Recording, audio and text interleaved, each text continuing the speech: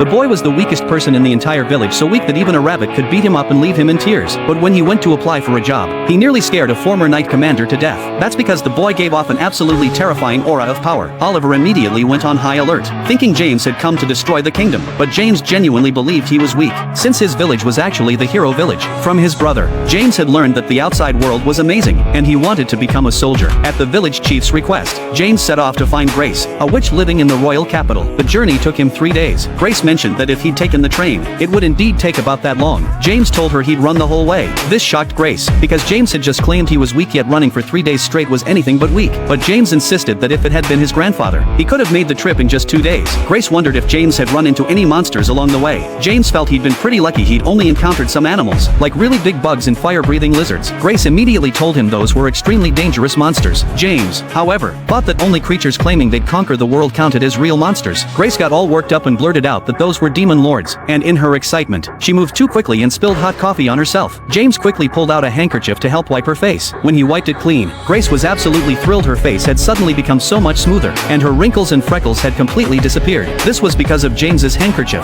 All you had to do was write something in runic script, and even the most stubborn stains would be easily removed by the handkerchief. Grace was completely dumbfounded when she heard this, because runic script was the most obscure ancient magic language. If someone mastered just a few more runes, they could literally destroy the world, and here it was being used for cleaning. James left Grace's magic shop and headed out into the streets. While wandering around, he spotted a girl cornered by a bug, so he immediately stepped in and crushed the grasshopper with one stump. Then, as the girl watched in amazement, he casually picked up the grasshopper and tossed it away, complaining that cities had plenty of bugs too. He went over to comfort the girl, figuring girls were naturally more scared of insects. Noticing she'd gotten some dirt on her, he quickly pulled out his handkerchief to wipe it off before walking away coolly. This whole sequence made the girl's heart flutter. The girl's name was Ava. She always wore a belt tied around her head, earning her the nickname Belt Girl. It was a cursed belt that couldn't be removed no matter what she tried, and it had tormented her for years. A priest had told her that only the power of someone strong could break it, so she'd worked hard and persevered all this time, but to no avail. She'd finally snapped even if it killed her. She was taking that belt off today. To her surprise, it came off easily. She immediately understood.